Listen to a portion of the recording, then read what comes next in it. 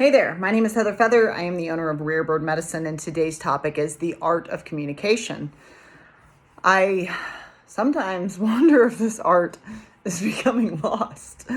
Goodness, may I activate greater and greater communication skills as I move forward on this journey called life, because I clearly value it.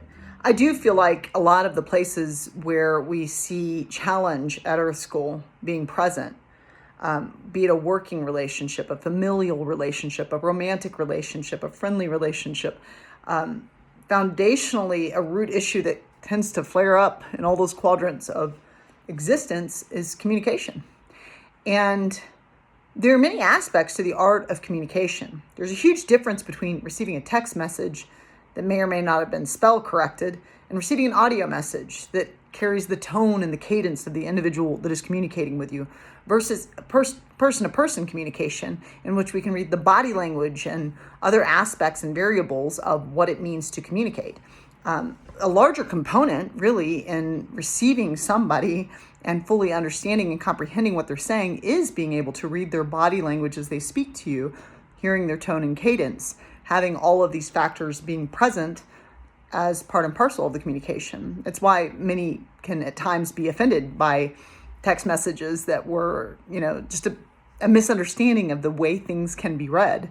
All of that being said, what brings me to this conscious awareness and desire to discuss this is there was a beautiful man that I dated for a few weeks, and we ultimately decided to part ways, and took my time, processed my feelings on it. And sometimes that's where I really experience the neurodivergence or the autistic nature. I mean, autism is definitely, to me, not what is usually perceived to be, based on when I say that word to people, how they kind of shake in their boots to go, oh my God, you're autistic.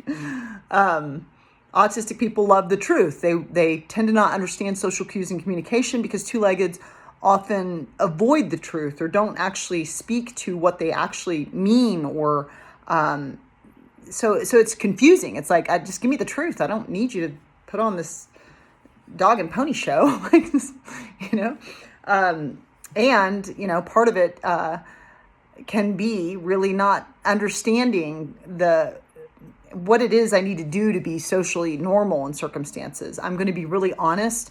I'm going to have a lot of heart in what I say and a lot of empathy.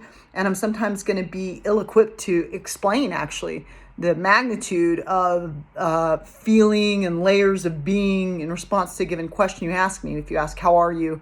Do you mean physically, mentally, emotionally, spiritually, financially? If we pick any one of those given topics, do you mean how am I feeling about my physical body? What am I thinking about it? You know what I mean? There are like layers and layers underneath any given question. There is depth and profundity if we but dig into the dot of the question. There's more to be found down there.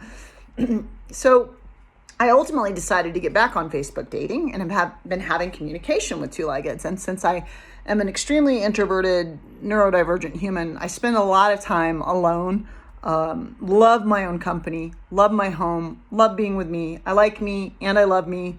And so I enjoy time with self. It gives me a lot of opportunity to explore my special interests. And it serves me to communicate with others because it helps me to develop life skills that I may spend my entire life being in infancy with, which, is like the inauthenticity that's often present in communication doesn't really work for me. And so I get back on Facebook dating, and I notice so many two-leggeds, if you match and connect, they'll give you a wave, or they'll, they may be like, hey. And one of the things I want to say about the art of communication is one of the ways we really activate a communication is through sharing of information and asking questions. So if you are on a dating site and you are not just using it as a means of a meat market, I'm not a slab of meat and a meat counter. I'm a heart, I'm a mind, I'm a spirit. There are a lot of aspects to getting to know me, and someone could get to know me physically or sexually, but there's also a mental body and an emotional body, a spiritual body present. So if someone wants to get to know someone that they're keen on, usually one of the ways I can know someone is interested in me as they get to connect to me is they're asking me questions.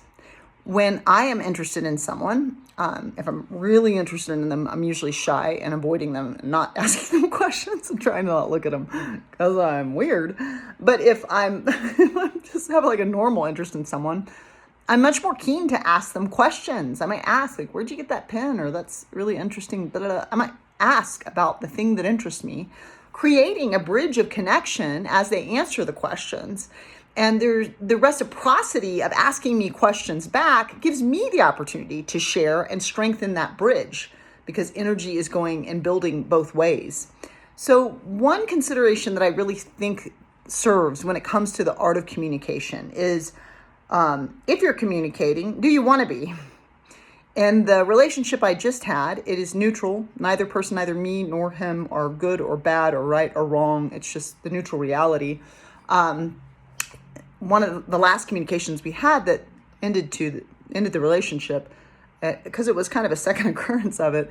He had asked me a question. Hey, did you get all your stuff done? You know, we spent the evening together and part of the morning, and then parted ways because we both had lots to do. And so later, he sweetly, kindly texted me, "Did you get your stuff done?" And I responded, and he gave no response. And like 3 days later, called me and just was talking about his day, and there was no acknowledgement of the communication.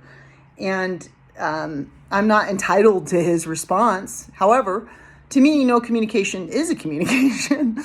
One of the things I can choose through my perspective to receive in the communication is that I'm not a priority.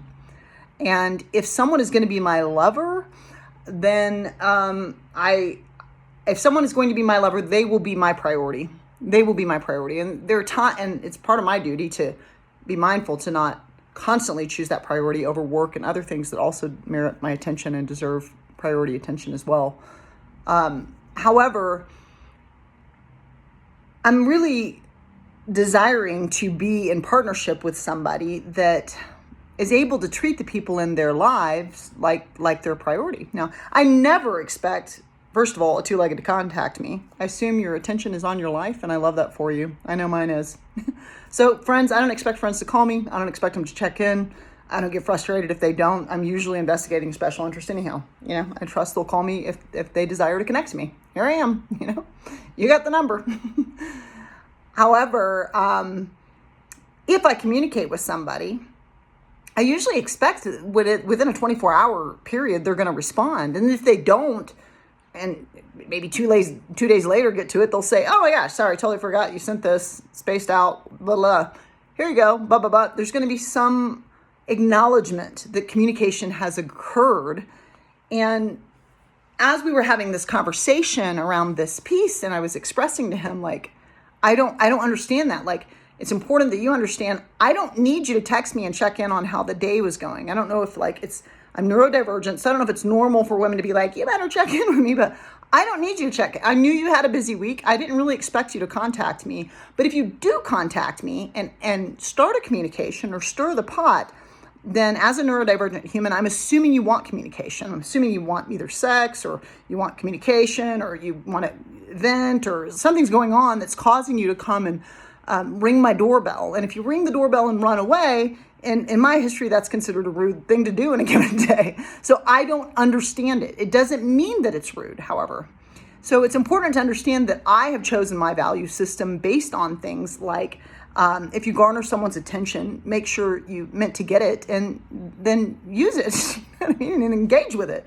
You don't ring the doorbell and run away. There are certain constructs of experiences in me, like being a punk kid and being involved with kids that were doing that caused me to go, duly noted, if you ring the bell, show up. That was rude. I don't like engaging in these rude activities. This is punk kid. So there are certain things that created a value system in me that says, if you're going to elicit conversation, show up for it. Otherwise, that's rude. However, that's simply a story that I'm telling around communication. He is sovereign. He is free. He has no duty to respond to me. He has the right to be depressed or to not want to respond. He has the right to have an overwhelming, busy few days in which his attention is just totally needed. So it's important that I understand the art of communication, that I am choosing my value system to reflect upon what has occurred in a negative way, and there are aspects of judgment that are present. My desire in a partnership is to really understand my partner, not to judge them. And there are ways that I failed the relationship because I judge that behavior because I don't understand it. It's like, just don't contact me. I don't understand this with anyone, not just a lover. If you don't want my attention, here's an idea, don't contact me. Go put your attention on what you want it on. So I don't understand it. It doesn't make me right. It makes me foolish. I don't get this. I don't get what we're doing here.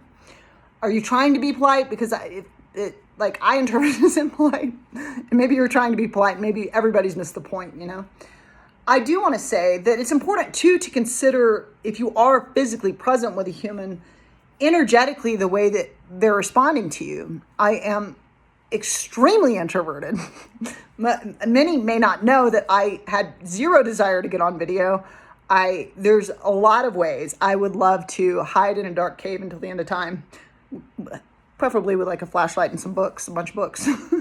And I had a lot of people encourage me to make these videos, which is why I do them.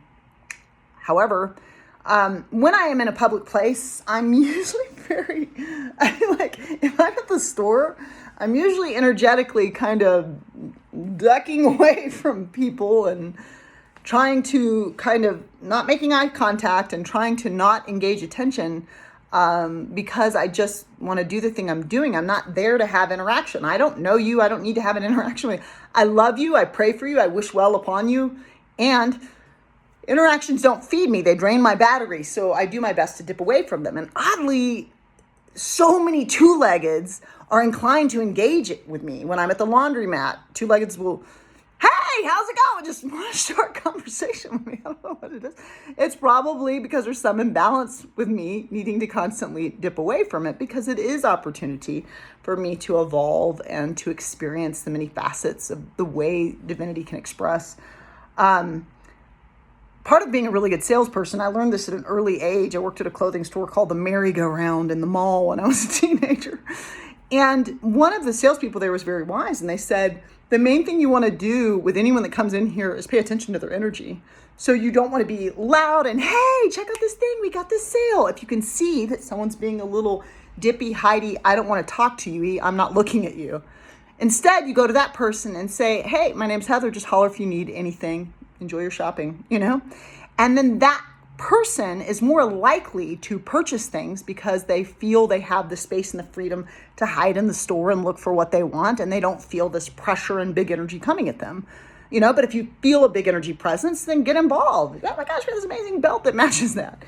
And I did very well in my sales there following that technique, because part of it is paying attention. There's a person that I met in a cafe, and I engage with them sometimes, and they always tell me how much they wish we could get together and talk. And so I finally let them know, like, I'm not fed by talking to others. I do it. I'm here to serve the divine light, and I'm here to serve the light of love. And part of love is connecting and is talking and is engaging. And I've filled myself with volumes of books, and I appreciate that he's reflected many times. He really enjoys having conversation with me. However, I let him know, like, I'm neurodivergent and I'm introverted, and I have many things I want to study and many things I want to produce, many books. Rest and sleep in my bones as I'm asleep in my bed, because they wait to be put upon page by my hand, And so I have much to do.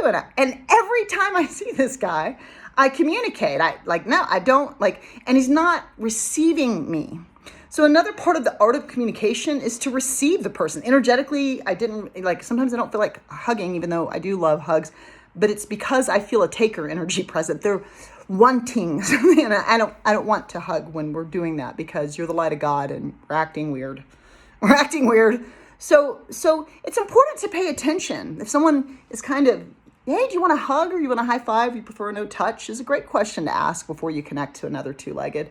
We can also really receive where the other person is, how they're showing up. Tap into that third eye and be present to what their needs may be, because that can create a greater sense of safety around communication. You can always subscribe to Rare Bird Medicine, like and comment there. I'd certainly always love to hear your thoughts. Amun.